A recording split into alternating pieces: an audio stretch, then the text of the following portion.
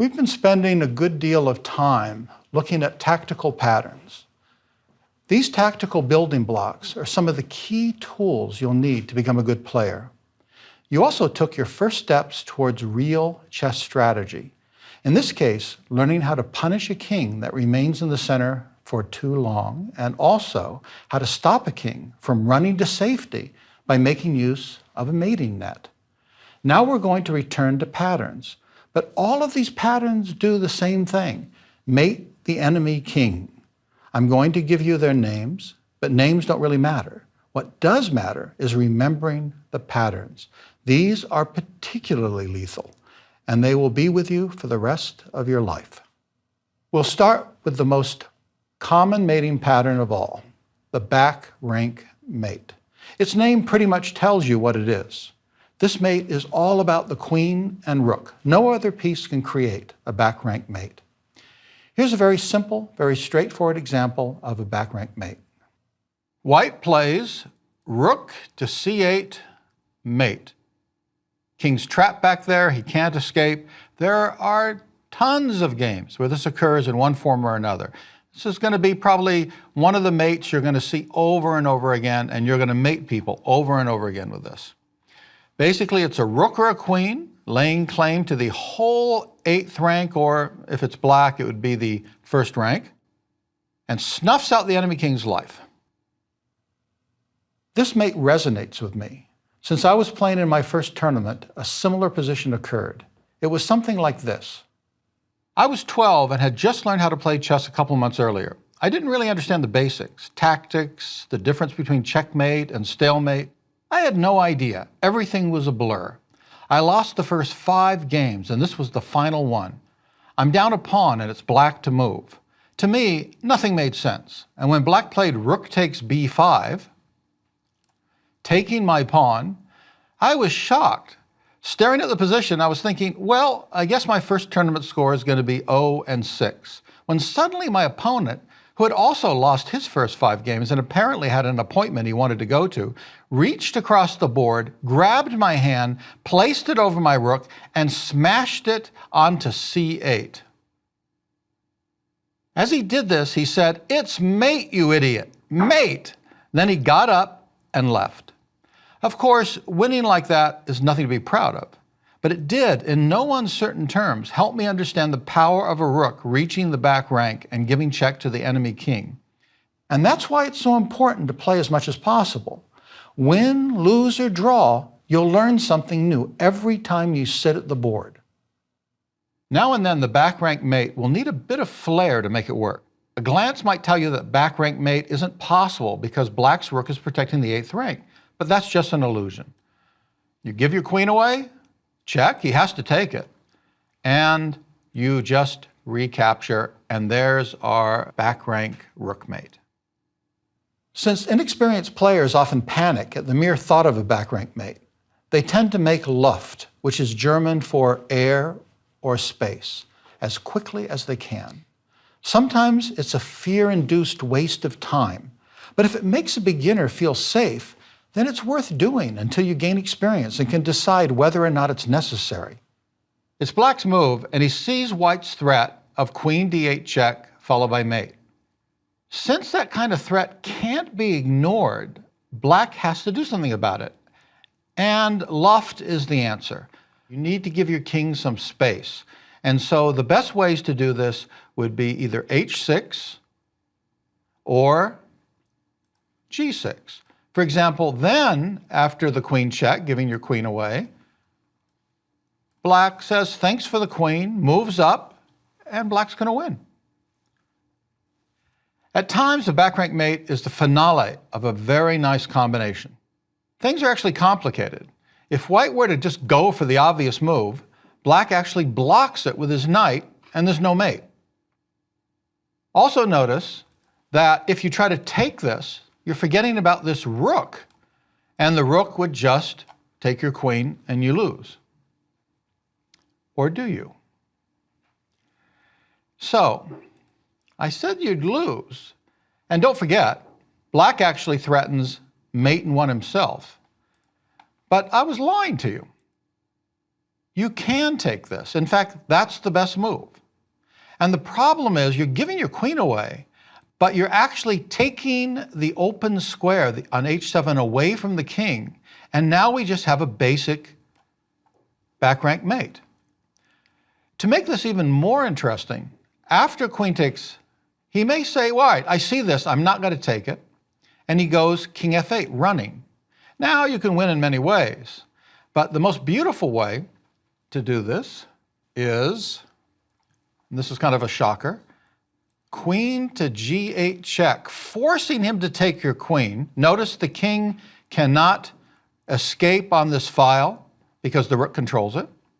And so he has to take it, and by doing that, you've pulled him away from this square, and now the rook can once again do the basic mate thanks to the fact that the bishop is guarding the h7 square, and we have a back rank mate with a little help from our friends.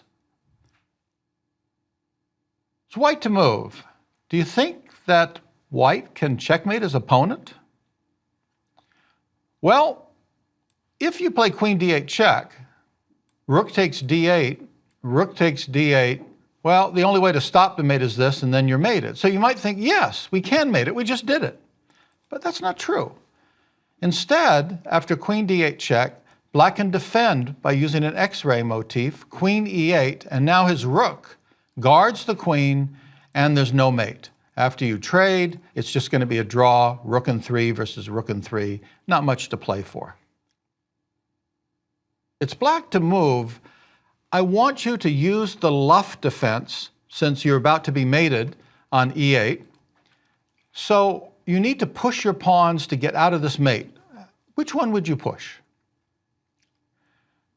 Well, h6 is the wrong answer. The problem is you're mated because this bishop stops you from going to h7. So in this case, the correct move would be g6, blunting the bishop against the pawn, and after the check, you safely move up. Everything's great. Like the back rank mate, the smothered mate is exactly what the name says it is. The king is smothered by its own men, and when check is called, the game's over. Black's in exchange ahead. He has a rook, white has a knight. To make matters worse, black threatens queen takes b2 mate. That means that you're about to be mated and you're down material. This sounds really bad. What this also means is since you're about to be mated, every move you make has to be check, because if you give him one moment, he's going to checkmate you. Fortunately, white has a forced mate, and this mate actually happens quite often. It's called the smothered mate. You go queen e6 check. Now, he's going to step on the right. If he goes to the left, just simply mate. You don't want that. That's too easy. So black says, okay, I'm not going to walk into that stupid one-move mate. I'm going to move my king safely in the corner, and now you're doomed. So white says, no. Knight f7 check. Well, the king has no choices. He must move his king. Then you do a thing called a double check. By going knight h6, you're hitting the king with your queen and with your knight. Two pieces, so you don't have time to take it. Black can't take that knight because the queen is hitting him too. So once again, if he goes to f8, you're going to get mated on f7. So he goes back in the corner and realizes, well, maybe the game will be a draw. He's just going to keep checking me, and we'll just make a draw. That's okay. But instead, white now demonstrates a smothered mate. Queen to g8 check, giving your queen away, indeed forcing him to take it. He can't take it with the king because it's guarded by the knight. So the rook captures it, and now look at the king. The king has no legal moves. That means that any check is mate. In other words, the king is smothered. Thus, knight f7, checkmate. White has a lone knight versus black's queen and rook, yet the black army has to surrender. You can see why the smothered mate is a big favorite of almost every chess player. I've mentioned that it's not important to know the names of these tactical patterns. However, the back-rank mate and the smothered mate both loom large in the chess lexicon. Everyone knows the names of these two mates, and everyone is always on the lookout for a chance to make use of them. Legall's mate, on the other hand, is one of the most well-known and beloved mates, yet few know its name, which comes from possibly the greatest 18th century French player before Philidor. This is a popular mate since it occurs in the opening after just a few moves. Here's a common sequence. Here's a classic example of a Gall's mate which happens in the opening. E4, E5, knight F3. Everything's normal. White's developed a piece. He's threatening the pawn on E5. Everything's cool. Black decides, okay, I don't want to lose my pawn, so I'm going to push this pawn, guard it with my pawn. Fine. White continues developing. He brings his bishop out. This not only aims at Black's king and develops a piece, but it also allows White to castle very quickly. It frees up that whole first rank. Black says, well, why don't I be kind of aggressive and pin that knight? Looks very impressive, doesn't it? So White ignores it and just develops another piece. And this is a really good idea. You notice Black has one piece out, White has three. Black can't castle, White can castle whenever he wants. And so everything's great. And here Black really needs to play a move like knight F6 or develop a piece. For God's sake, develop a piece. But no, and this is typical for beginners. He plays something like A6, which has nothing to do with anything. Maybe he was afraid of a check on this square, who knows? And now White wins. White sacrifices his queen or the knight by doing this. Now this looks suicidal. Of course, probably the best choice would be just taking this knight by pawn takes. But then queen takes bishop, and you have a huge lead in development, you're a pawn up, huge, huge advantage. So most people though, when you do this, and don't forget, beginners are gonna fall for this. So the first thing they're gonna look at is, my God, look, he's just given me his queen. And it's almost irresistible. So they're gonna like jump on that queen and just hack the thing off. Then you can look at him, smile, bishop takes F7 check. Notice this square is covered by the knight, so he only has one choice, king there and knight to D5, checkmate. Tens of thousands of players from every corner of the globe have fallen for this mate, and I guarantee it's going to continue, and many more thousands will succumb to this. Francois Legall was a French player who lived from 1702 to 1792 and who frequented the most famous chess club of all time, the Café de la Régence. An article in the London magazine in 1825 published this about Legall by an old amateur who often faced the legend at that café. There is no man of whose person and deportment I retain a more vivid recollection than M. de Legall. He was a thin, pale old gentleman who had sat in the same seat as at the cafe and wore the same green coat for a great number of years when I first visited Paris. While he played at chess, he took snuffs in such profusion that his chitterling frill was literally saturated with stray particles of the powder. The first known example of this mate occurs in a game of Legall's in 1750. Since its initial use, this mate has been seen countless times in various forms, and it still takes victims to this day. This looks similar to the last position.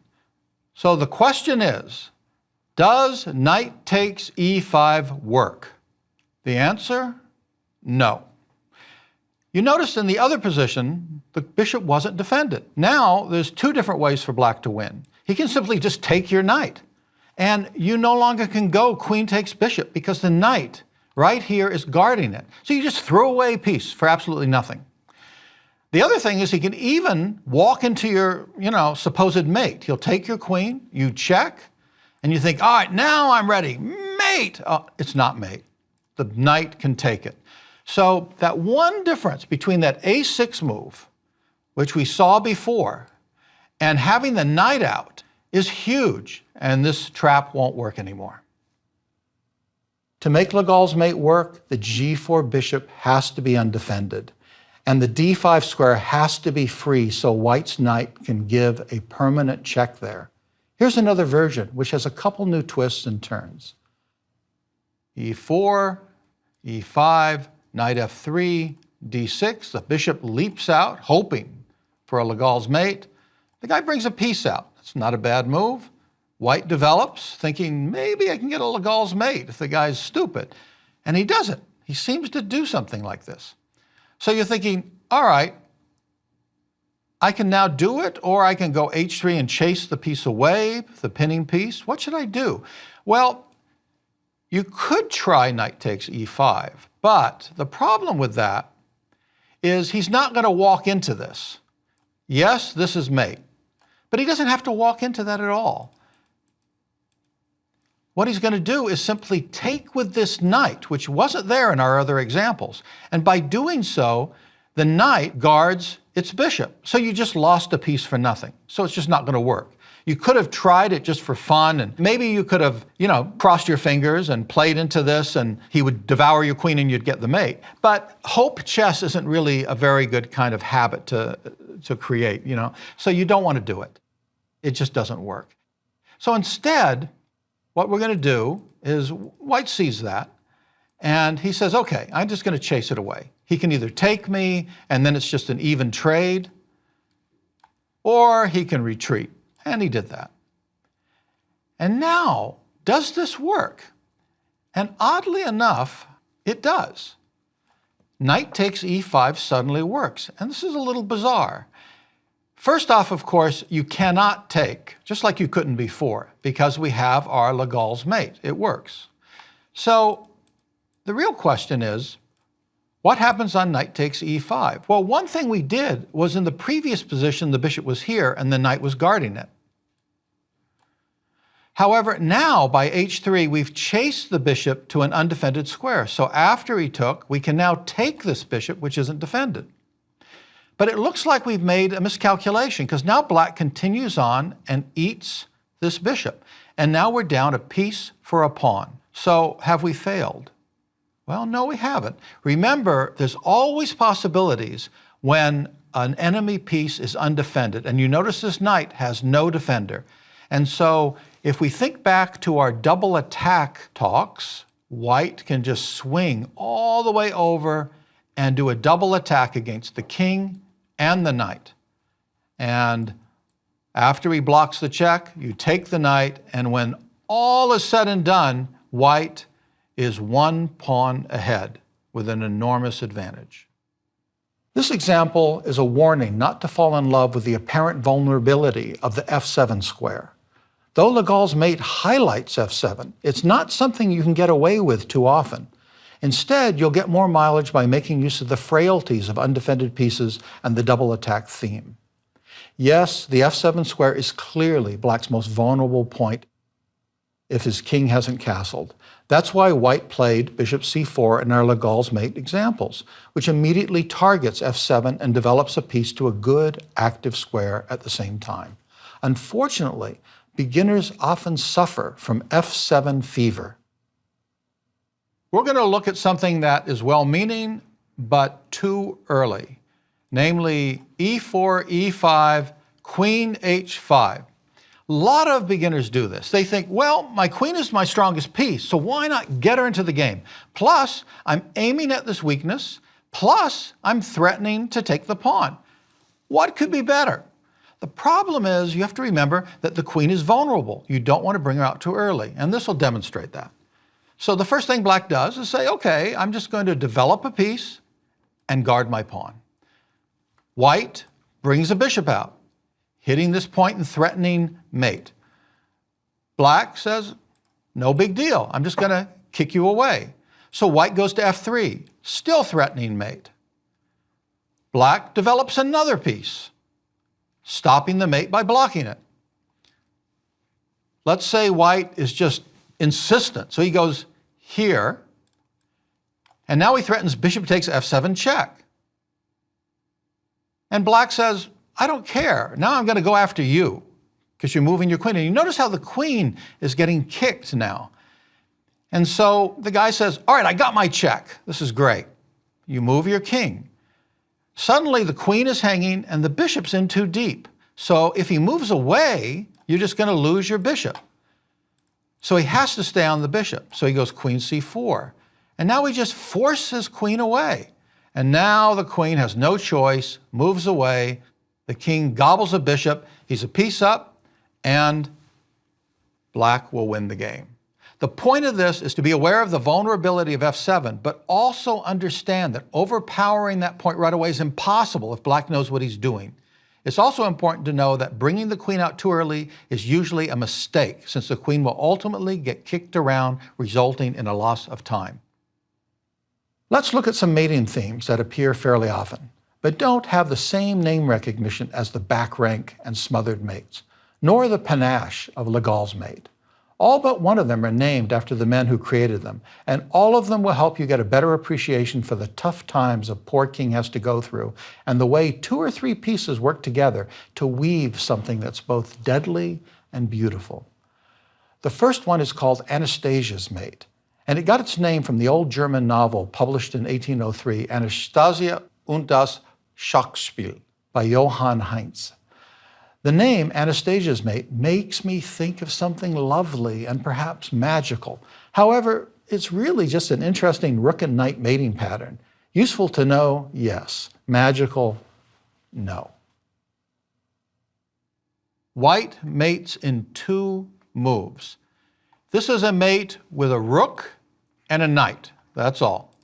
Knight e7 check, notice that it hits the king and also, believe it or not, covers this square, which is very important. The king moves away and the rook swings over. And that's checkmate because the knight controls these squares and the rook controls that, the king's dead. Though the basic pattern isn't awe-inspiring by any means, the build-up to it can be impressive. Here we see the same rook and knight positioning for white, but since black has his h7 pawn, which covers his king, it's hard to see what white can do. Take some time and see if you can find white's correct path. You start out with the Anastasia mate check. The guy moves the king, but there's no open file, so white just makes an open file and gives his queen away. Black has to take, and there is the same mate we had in the previous situation. Blackburn's mate is interesting since it's all about the minor pieces. No rooks, no queens, just bishops and knights. If you look closely, you'll realize that black's king doesn't have a legal move, which means any lasting check will mate. So, bishop h7, mate. The knight guards the bishops control all these squares, game's over. The 2 bishops and 1 knight pattern is useful, not only for the mate, but to see how powerful 2 side-by-side bishops can be. As nice as that was, nobody's just going to give it to you. Sometimes you have to show some flair, make it happen. In this case, bam, queen takes h5, threatens a billion mates down here. He has to take it, and by doing so, he's opened up this diagonal, which of course allows the basic Blackburne mate. Black's down material, but his bishops are really strong, so much so that thanks to the fact that white's knight and rook are smothering their own king, an immediate mate is possible by bishop to a3. The b1 h7 diagonal is controlled by this one bishop and the other diagonal by the other bishop. In the meantime, these 2 pieces are blocking the king's escape. It's mate. Once again, one comes away with serious respect for the power of 2 bishops working together. But that mate has to be very rare, right? Actually, it's seen fairly often, usually appearing in far more complex settings. White's ready to exchange bishops, and he also threatens bishop takes e8. So it looks like he's doing all right. What would you do if you had the black pieces? Well, there's a lovely sequence. Queen takes c3 check, giving away your queen. What this does is it opens up this diagonal because he has to take your queen. And there's that open diagonal, and that allows us a Boden's mate with bishop to a3, mate. You notice the king cannot move here because this rook controls the whole d file, and therefore it's mate. As you might have noticed, all these mating patterns are really lessons in peace cooperation. Rook and knight working together, Anastasia's mate. Two bishops and a knight as a team, Blackburne's mate. And two bishops showing their muscle, Bowden's mate. Our next mating pattern, Morphy's mate, explores the pairing of bishop and rook.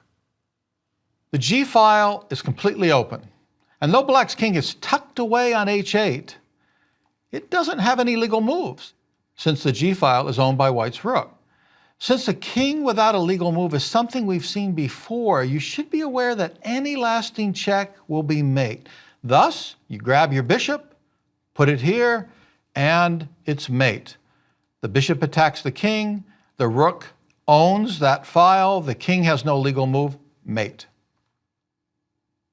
Notice that the rook and bishop are a really good partnership.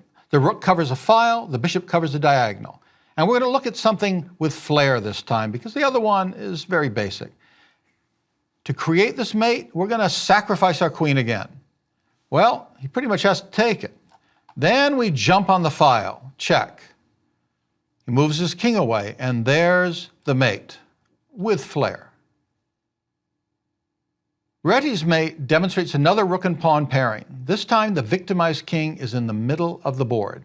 Black's mated by the strange-looking bishop d8 mate. b6 square is covered by this bishop. The king is in check, and the rook controls the whole file. This pattern first occurred in a real game between Richard Reti and Savily Tartakower, Vienna, 1911. If you notice that White's king is safely castled while Black's is in the middle of the board, well done. Though Black knew that leaving his king in the center was a risky proposition, he won a peace by allowing this to happen. And greed in chess is sometimes a virtue and sometimes a curse. What Black missed, though, was a move from the depths of hell itself.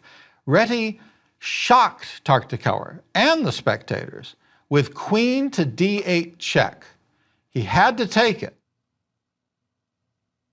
Bishop to g5, double check. Now you're hitting his king with the bishop and the rook at the same time. If you try king e8, it's a back rank mate, along with the bishop on this diagonal controlling e7. So decided to go to c7. Looks safe enough. No, bishop to da mate. Ever since this game, the mating pattern with bishop d8 was called Reti's mate. Our final mating pattern doesn't have a name, but it appears in many games, both common and appealing. This pattern is a seamless cooperation of a pawn, knight, and rook. White threatens rook h8 mate. The knight guards the rook, the pawn guards the knight. There's no way out. There's no way to stop the mate. Of course, Black's king would be safer on f7 instead of being tied, in that corner on the side. White can check him, but then Black just runs away. And since Black has a queen and White doesn't, it's not going to go well for White. Due to this, a more lethal version of this pattern has us moving the pawn that is defending White's knight from h5 to f5. If Black's king was on h7, rook h8 would be mate. But Black's king is still in trouble on f7, since the f5 pawn takes away the e6 square and also guards the knight.